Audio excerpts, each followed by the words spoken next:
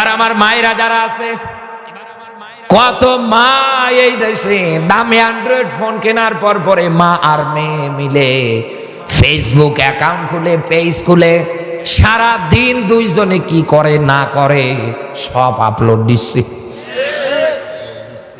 মার মেয়ে জামাতবদ্ধ ভাবে নাচানাচি করছে, সুন্দর করে ফেসবুক অ্যাকাউন্টের উপরে লিখে দিচ্ছে, সম্মানিত বন্ধুরা আমার মা আর মেয়ে মিলে দুইজনে ড্যান্স করলাম, কেমন লাগলো কমেন্ট করে জানা। কেমন লাগলো মানে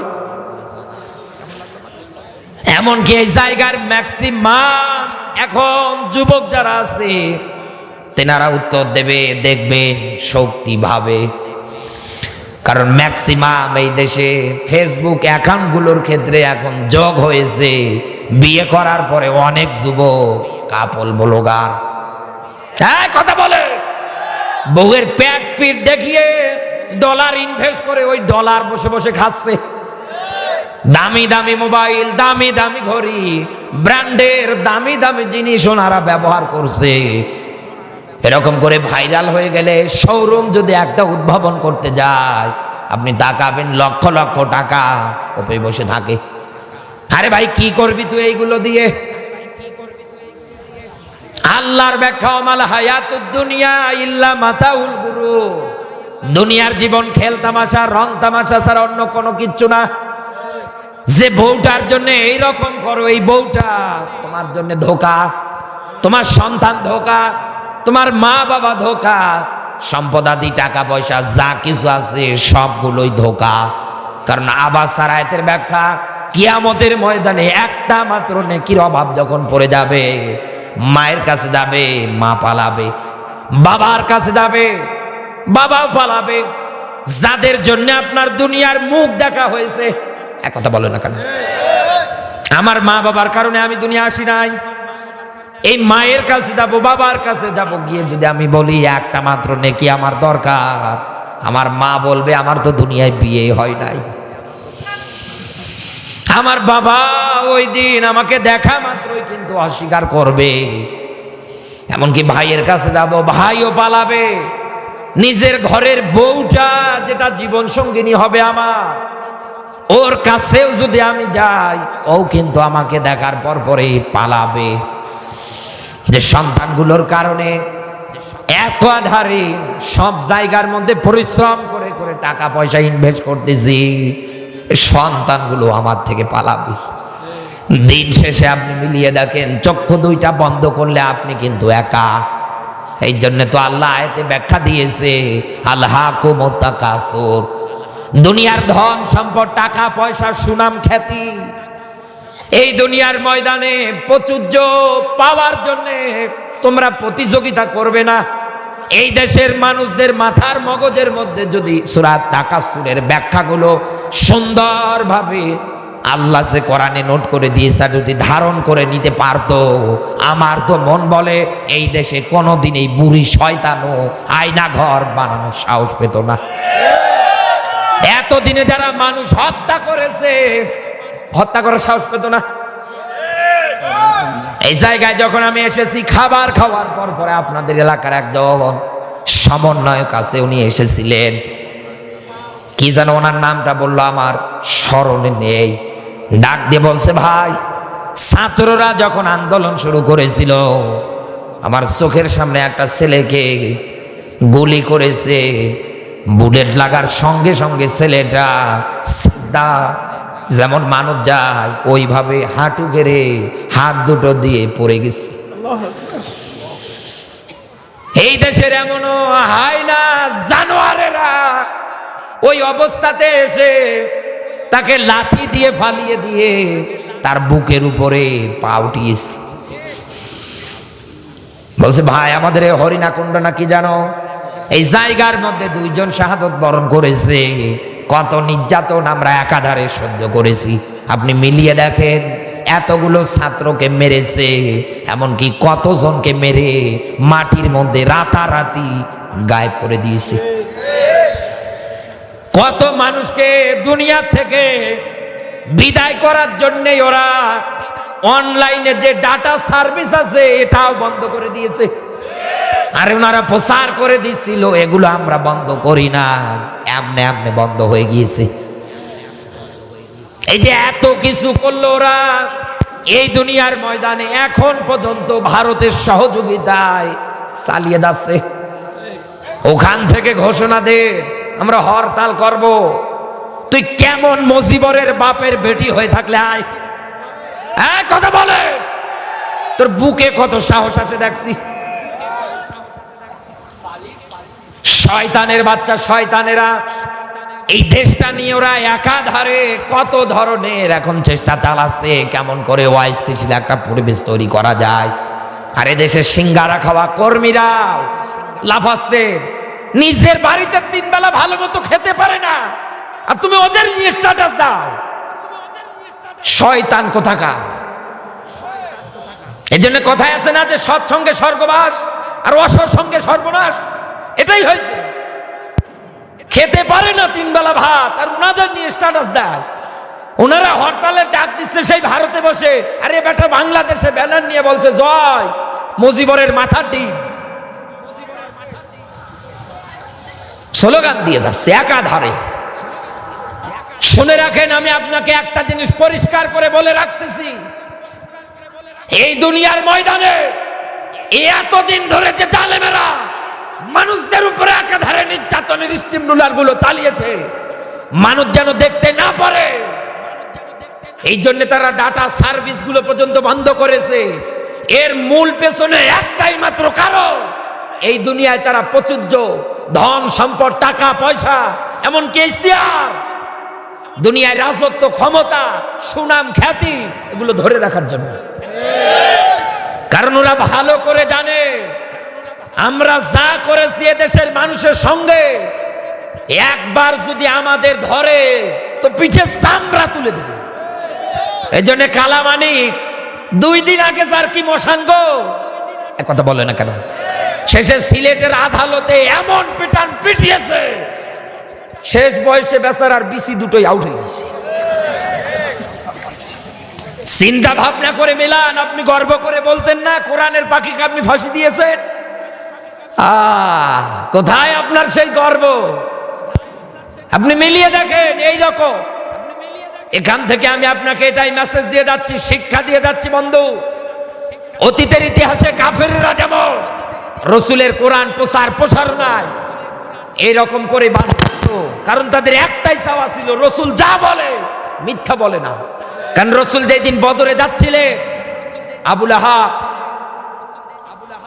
আবু জাহেল কাবার গিলাফে হাত দিয়ে বলছে, আল্লাহ বদরের ময়দানে সত্যের পথে যারা আছে তাদের বিজয় দিও তুমি।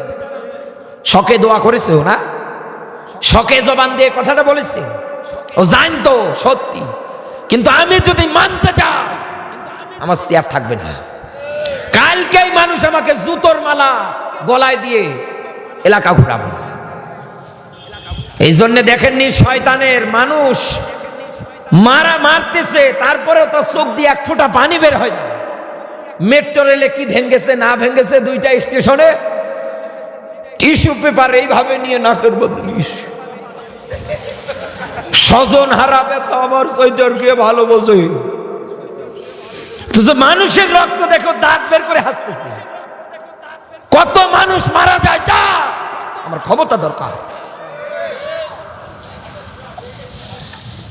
চিন্তা ভাবনা করে আপনি মেলা, মেট্রো রেলের কি ক্ষতি হয়েছে এই নিয়ে উনি কাঁদছে, আর একটা তরতাজা মানুষ মারতেছে। একটা ভিডিওতে দেখেছিলাম গাড়ি থেকে একটা যুবককে প্যান্ট ধরে নামাচ্ছে, এমন কায়দায় ফালিয়ে দিয়ে গাড়ি উপর দিয়ে চাপা দিয়ে যাচ্ছে। নিজেদেরকে ভাইরাল করতে চান, নিজেদের সুনাম খ্যাতি দ্বারা সরাতে চান, টিকে থাকতে চান জমিনে, এই দুনিয়ার ময়দানে। আমি আপনাকে সূরা তাকাসুর পড়তে আহ্বান করে গেলাম। A to Z বাংলা অর্থ যদি পড়ে একটু হলে ভয় আসবে আপনার মধ্যে, কারণ আল্লাহ জালেম তো কিছু রেখেছে।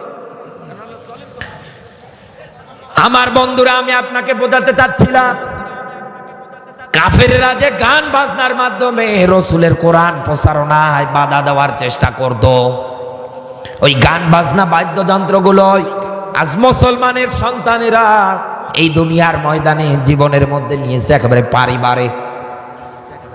এমনকি এই জায়গার মধ্যে কত যুবক এবং কত দাড়িওয়ালা মানুষের মোবাইলগুলো চেক করে দেখেন, গান বাজনা বাদ্যযন্ত্র দিয়ে ভরা। সূরা লুকমানের 6 নম্বর আয়াত দেখবেন বাড়ি গিয়ে, আল্লাহ পাক বলেন অমিনান নাসি, নবী মানুষদের ভিতরে এমন একদল মানুষ আছে যারা দুনিয়ায় টাকা পয়সাগুলো অনর্থক গান বাজনা বাদ্যযন্ত্রের পিছনে খরচ করে। আর এই গান বাজনা বাদ্যযন্ত্রগুলো তাদেরকে আল্লাহর পথ থেকে দূরে সরে নিয়ে যায়। আল্লাহ বলেন ফাকাদ দাল্লা দালালাম বাইদা, আমি আল্লাহ যদি একবার কাউকে পথ হারা করে দেই, পথ ভ্রষ্ট করে দেই, পৃথিবীর কে আছে তাদেরকে আর রাস্তা দেখাবে, পথ দেখাবে? পৃথিবীর ময়দানে রাস্তা দেখানোর মালিক একজন, তিনি কে? সবাই একটু আওয়াজ করে বলেন, বিশ্বাস আছে তো? এখন আপনি যদি ওই কাফেরদের ওইটা আপনি দুনিয়ার ময়দানে জীবনে নিয়ে লালন পালন করে এই কাজের সঙ্গে যদি আপনি মুসলমান হওয়ার পরেও জড়িত থাকেন, তাহলে হিসাব করে মেলান তো আজ দুনিয়াটায় আপনি যাচ্ছেন কোন দিকে। আমার বন্ধুরা, এই যে আয়াতের সরল ব্যাখ্যা থেকে আমি আপনাকে অনুবাদ থেকে এতগুলো কথা বোঝানোর জন্য, আপনার মাথায় ঢুকিয়ে দেওয়ার জন্য বললাম।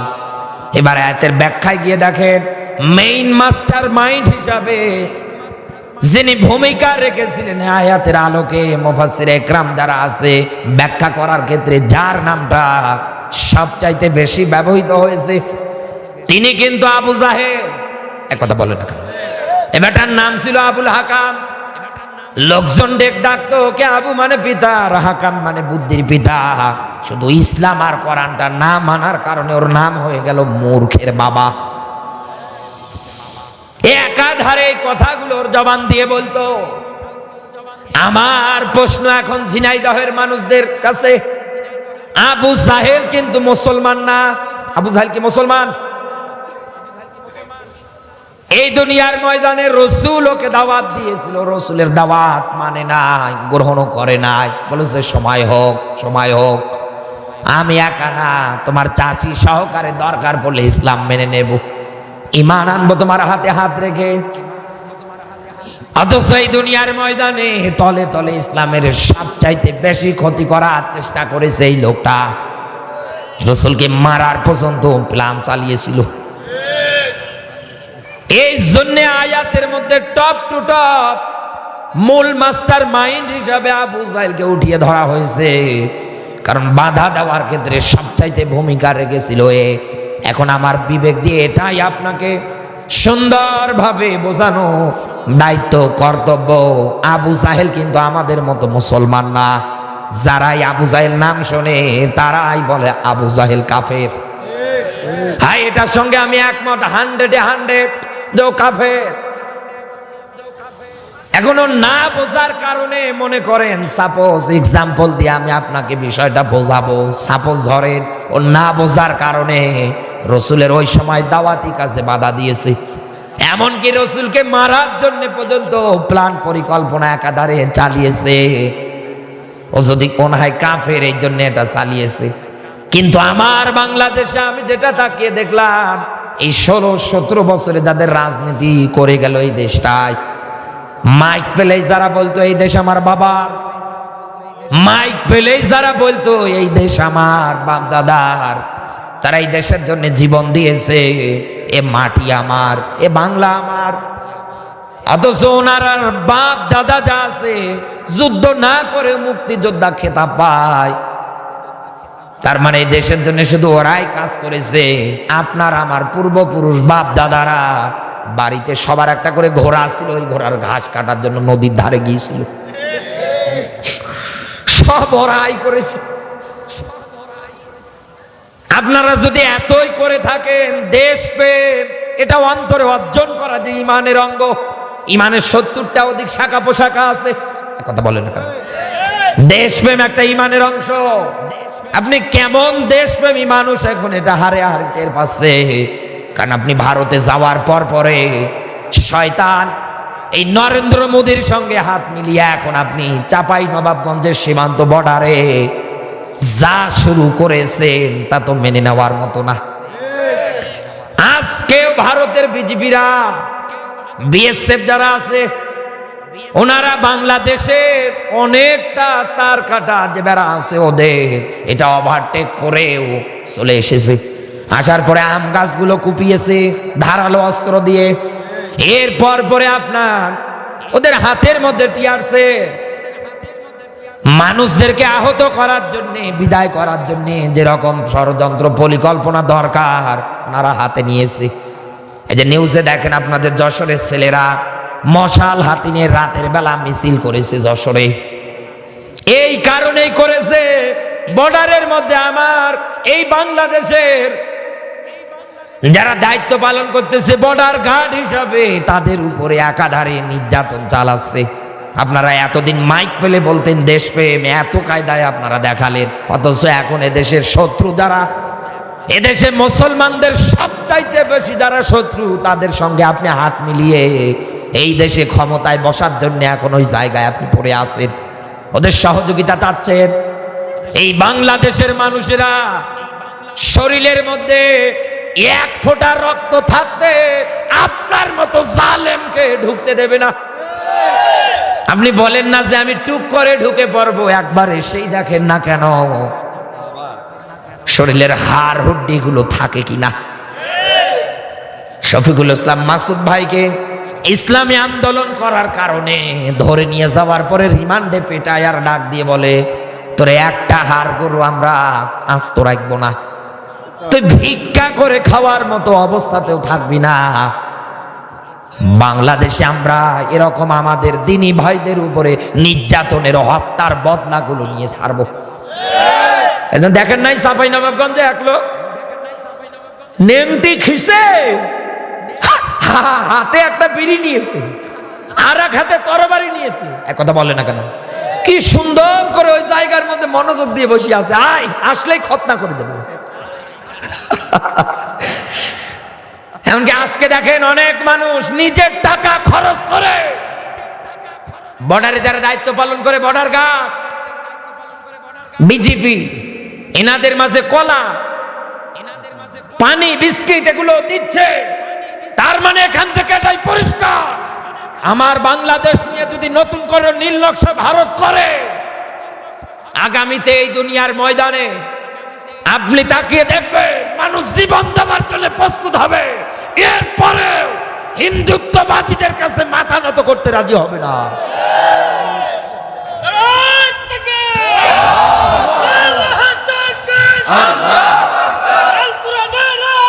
কারণ এই দুনিয়ার ময়দানে ইসলামের যারা শত্রু তাদের সঙ্গে আমাদের কোনো আপোষ নেই, আমরা তাদের সঙ্গে দুনিয়ার ময়দানে সম্পর্ক রাখতে চাই না। আপনি ভারতে গিয়ে হোলি খেলে মাথার মধ্যে সিঁদুর দেন আর আপনি দাবি করেন যে আমি মুসলমান, 5 ওয়াক্ত নামাজ পড়ি, হজ করি, উমরা করি, ঘোড়ার ডিম করেন। আপনি এত দেশে আপনাকে কোথাও জায়গা দিল না। ভারতের পার্লামেন্টের মধ্যে, সংসদের মধ্যে এক নেতা বক্তৃতা দিচ্ছে, উনি তো হিন্দি বলছে, এটা একজনে বাংলায় এটা উপস্থাপন করতেছে যে আপনারা আসামে কোথাও জায়গা দিল না আপনাকে। বাংলাদেশ 29টা জোড়া দিলে যত বড় হবে, ভারত একাই যত বড়। এই 29টা প্রদেশের একটা প্রদেশেও আপনাকে জায়গা দিল না। তথা এনার বিষয়ে বলছে বাংলাদেশের এই বুড়ি শয়তানের কথা, তো কোথাও জায়গা দিল না। অথচ নরেন্দ্র মোদী আপনি তাকে দিল্লিতে কেন জায়গা দিলেন? কোনো কথা বলছে না, চুপচাপ দাঁড়িয়ে আছে, এক কথা বলে না কেন। তার মানে এখান থেকে এটা স্বার্থ ছাড়া দুনিয়া চলে না। এ বেটা পাঠা আজ পর্যন্ত বিয়ে করে না, কথা বলে, এরও মনে করেন স্বামী নেই, তা মিলে গিয়েছে তো খাবের কাপ মমতাজের বাপ, সংসার করে খাবে তা না। এখন আবার ওই জায়গার মধ্যে দেখেন উল্টো শুরু করে দিয়েছে। এই যে শুভেন্দ্র বিন্দু না কি যেন নাম, ওদের একটা মন্ত্রী না কি পদে আছে, ও আবার বলছে বাংলাদেশে আমরা কয়েক সেকেন্ডে দখল করব। এসে দেখ, এই দেশ তোর বাপ দাদার না। এই দেশে পদে পদে জালেমদের সঙ্গে যুদ্ধের মাধ্যমে হাজারো মানুষের রক্তের কেনাই 56,000 বর্গ মাইলের দেশ। কোন জালেমের আস্থানা ঠিকানা হবে না, হবে না, হবে না। কোন জালেমকে বাংলার মাটিতে ক্ষমতাও বসতে দেওয়া হবে না। আগামীর রাষ্ট্র হবে কোরআনের, আগামীর রাষ্ট্র হবে ইসলামের। আতিউল্লাহ ওয়া আতির রাসূল ওয়া উলিল আমরি মিনকুম। দুনিয়ায় যারা আল্লাহ ও তার রাসূলকে আদর্শ হিসেবে এই দুনিয়ায় জীবন জিন্দেগিতে মেনে চলে, যেহেতু আতিউ শব্দটা আরবিতে বলা হয় ফের, ইংরেজিতে ভার্ব, বাংলায় ক্রিয়া। আল্লাহর আগে আছে, রসুলের আগে আছে উলিল আমর। সমাজে যারা নেতৃত্ব দেবে তাদের নামের আগে আল্লাহ দেয় না। আল্লাহ এই কারণে দেয় না, কারণ যাকে তাকে দুনিয়ায় ক্ষমতার চেয়ারে বসা যাবে না, যার তার পিছনে নেতৃত্বের ক্ষেত্রে যাওয়া যাবে না। আপনি যদি যেতে চান আপনাকে আগে দেখা লাগবে এই লোকটা দুনিয়ায় আল্লাহ ও তার রসুলকে মেনে চলে কিনা। আমরা এই রকম নেতাদের সামনে চেয়ারে বসাবো যাদের মুখে থাকবে দাড়ি, যাদের গায়ে থাকবে সুন্নাতি পোশাক, ইসলামের জন্য দুনিয়ায় যারা ইসলাম প্রতিষ্ঠার জন্য, দেশ রক্ষার জন্য জীবন দেওয়ার জন্য প্রস্তুত, এরপরেও বাতিলের কাছে মাথা নত তারা করবে না। কারণ তাদের জন্মই হয়েছে এই দুনিয়ায় কুনতুম খায়রা উম্মাতিন উখরিজাত লিন-নাস। তারা সৎ কাজে আদেশ দেবে, অসৎ কাজে বাধা দেবে। এই দুনিয়ার ময়দানে কারো ভিতরে যদি ঈমান জিনিস টেস্ট করতে চান, জমিনে যখন সৎ কাজ হবে এটা দেখার পরে কলিজায় অন্তরে শান্তি শান্তি লাগবে। যখন কোনো অসৎ কাজ হবে এটা দেখার পরে একজন মুসলমান হিসেবে তার কষ্ট লাগবে। ওনারা যা শুরু করেছেন বর্ডারে, এখনো সময় আছে, থেমে যান। এই ৫৬,০০০ বর্গ মাইলের তৌহিদি জনতা যদি একবার খেপে যায়, দেখবেন আবার সামনে একটা নতুন যুদ্ধেও সূচনা হবে। কারণ এই দেশ আমরা ছেড়ে দিতে নেই। রাজি আছেন আপনারা? দেবেন ছেড়ে? আমার বন্ধুরা, আমি আপনাকে কাফের চেনানোর ক্ষেত্রে এতগুলো কথা বললাম। এই বাংলাদেশের মধ্যে এতদিন যারা একাধারে দায়িত্ব পালন করেছে, আপনি তাকিয়ে দেখেন, এমনকি এরকম একটা মাহফিলের আয়োজনও যদি করতে চাইতেন এই জায়গার মধ্যে, যেহেতু পঞ্চম বার্ষিকী এটা, এই মাহফিলের আয়োজনের ক্ষেত্রে আপনারা আয়োজক কমিটি যারা আছেন, এবছর না গেলেও আজ থেকে ২-৩ বছর আগে আপনারা থানায় গিয়েছিলেন অনুমতির জন্য। ওই জায়গার মধ্যে যাওয়ার পরে আপনারা পারমিশন চাইতেন, অনুমতি চাইতেন। অথচ ৯৬% মুসলমান যেই দেশে, কিসের অনুমতি, কিসের পারমিশন? এদেশে দিব্যি কোরআনের মাহফিল হবে। বাপের বেটা তো ডক্টর ইউনূস মাইক পেয়েই বলে দিয়েছে কোরআনের অনুষ্ঠান হবে, কারো হাত পা ধরা লাগবে না। আমরা তো এইরকম মানুষ চাই যারা ইসলাম প্রতিষ্ঠার জন্য এগিয়ে আসবে, যারা দুনিয়ার ময়দানে শান্তি প্রতিষ্ঠার জন্য চেষ্টা চালাবে। এই রকম মানুষদের জীবন দিয়ে হলেও আমরা এই দেশে রক্ষা করব। কিন্তু এতদিন এরা ম্যাক্সিমাম জেলাগুলোতে যাওয়ার পরে মাহফিলের ডেট নাই, কমিটিরা মোবাইলের মাধ্যমে ভিডিও ফোনে দেখে সব কিছু ঠিকঠাক করে ফেলে। পথ খরচের জন্য কিছু রাহা খরচ, টাকা পয়সাও তারা পাঠিয়ে দেয় বড় আশা নিয়ে। কারণ ডেট যদি পরবর্তীতে না পায়, যখন এই মাহফিলের অনুমতির জন্য থানায় যায়, ওনারা জিজ্ঞাসা করে কোন বক্তারে দাওয়াত দিয়েছেন, বলে আলমগীর হোসেন বিপ্লবী। বলে এ তো রাজনীতি করে, এ হবে না, এই জায়গার মধ্যে আসতে দেওয়া যাবে না। সেদিন বগুড়াতে যাওয়ার পরে ডাক দিয়ে বলছে, ভাই আপনারা দিয়ে আমরা একটা মাহফিল করিয়েছিলাম, ওই মাহফিলের মধ্যে থানা থেকে অনুমতি পারমিশন পাশ করাতে গিয়ে আমাদের কাছ থেকে ৩০,০০০ টাকা ওনারা টেবিলের নিচ দিয়ে নিয়েছে। মজে বক্তারা নিষেধ নেয়, তবে ৩০,০০০ টাকা দেয়া লাগবে। কি করব আমরা? এলাকায় প্রচার করে দিয়েছি, সব জায়গায় বলেছি আপনাকে নিয়ে আসবো। এখন যদি না নিয়ে আমরা তো বেজ্জতের কাতারে পড়ে যাব। উপায় না পেয়ে টাকা দিতে বাধ্য হয়েছি। এরপরে আপনার চাপাই নবাবগঞ্জে শিবগঞ্জ থানায় যাওয়ার পরে মাহফিল কমিটির ভাই এসে ডাক দিয়ে বলছে, ভাই মন খুলে ওয়াজ করবেন, কে বাধা দেয় আমি দেখবো। বললাম, ভাই আপনি চেতলেন কেন এত? বলে, ভাই চেতার কারণ আছে। খানের কাছে মুখ নিয়ে বলছে, ভাই শুধু আপনার এই জায়গায় আনতে গিয়ে আমাদের ২৫,০০০ টাকা থানায় জমা নিয়েছে। শুধু আমি না, এরকম কত জায়গার মধ্যে দেখেন আপনি নিয়েছে, প্রকাশ করে না। তাই কথা বলে ৫৬,০০০ এই বর্গ মাইলের দেশে এতদিনে আপনি তাকিয়ে দেখেন কোরআন প্রসারণায় এরকম প্যান্ডেল, এমনকি আলেমদের দাওয়াত পর্যন্ত দেয়া হতো, এরপরেও সব কমপ্লিট। কত জায়গায় দেখেছেন আলেমদেরকে স্টেজে উঠতে পর্যন্ত দেয় না, স্টেজ থেকে তাড়িয়ে দেয়। আমার প্রশ্ন এবার আপনার বিবেকের কাছে করছি, আবু জাহেল যদি কোরআন প্রসারণায় বাধা দেওয়ার কারণে কাফের হয়, এই বাংলাদেশে 16-17 বছরের রাজনীতি করার ক্ষেত্রে অনুমতির দোহাই দিয়ে যারা মাহফিল করতে দেয় নাই, আলোচককে যারা স্টেজে উঠতে দেয় নাই, যারা আলেমদের সঙ্গে খারাপ আচরণ করেছে, আপনি হিসাব করে মেলান, আবু জাহেল যদি কাফের হয় এটা তো আরো কাফের। কারণ ও যেমন কোরআনে বাধা দেওয়ার কারণে কাফের, এটা মুসলমান দাবি করার পরেও কোরআনে বাধা দিয়েছে, এই জন্য এটাও কাফের। এখন পর্যন্ত এদের পা যারা চাটার জন্য মন মানসিকতা করছেন বা এদেরকে প্রতিষ্ঠিত করার জন্য এই দেশের মধ্যে যারা চিন্তা ভাবনা করছেন, বেটা তো আল্লাযিনা কাফারু, কলা মানে বলবে, হে নবী কারা বলবে?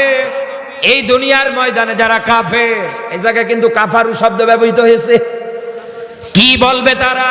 লা তাসমাউ লিহাদাল কোরআন, আব্দুল্লাহর বেটা মোহাম্মদ যেটা প্রচার করে এটা কোন জায়গায় গিয়ে যেন প্রচার করতে না পারে।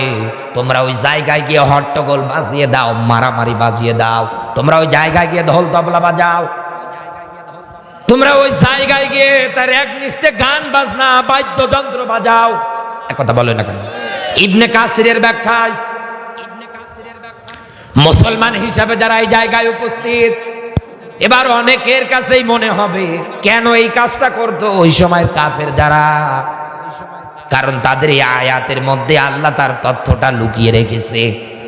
আল্লাহ পাক বলেন এই দুনিয়ায় তাদের একটাই মাত্র বক্তৃতা ছিল, তোমরা যদি সমাজের মধ্যে চেয়ার ধরে রাখতে চাও, এই সমাজের মধ্যে তোমাদের কর্তৃত্ব নেতৃত্ব তোমরা যদি স্থায়ী করতে চাও, তাহলে আব্দুল্লাহর বেটা মুহাম্মদ সাল্লাল্লাহু আলাইহি ওয়াসাল্লাম যেখানেই কোরআন বলুক না কেন ওই জায়গায় গিয়ে তোমরা হট্টগোল বাজাও, ওই জায়গায় মারামারি বাজাও, তোমরা ওই জায়গায় গিয়ে তার পাশাপাশি একনিষ্ঠে গান বাজনা বাদ্যযন্ত্র আয়োজন করো।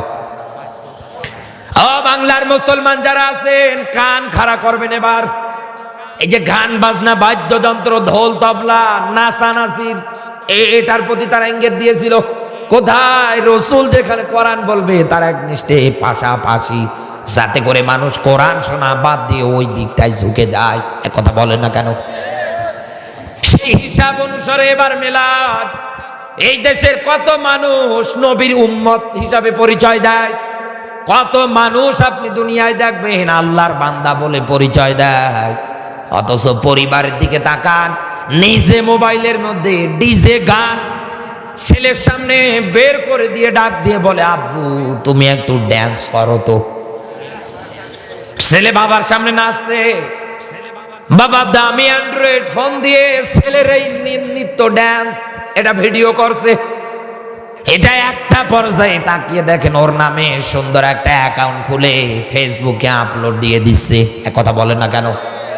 সারা দেশের মানুষ দেখতেছে, ওর বন্ধু বান্ধব যারা আছে ওনারাও তাকিয়ে তাকিয়ে দেখতে পাচ্ছে। ওই জায়গায় কমেন্ট আসতেছে ভেরি নাইস, বিউটিফুল, বড় হলে বিশাল বড় ড্যান্সার হওয়ার যেন আল্লাহ তৌফিক দান করে। এই দেশের বাবা যারা আছে তাদের কর্মকাণ্ডতে এইটা আছে।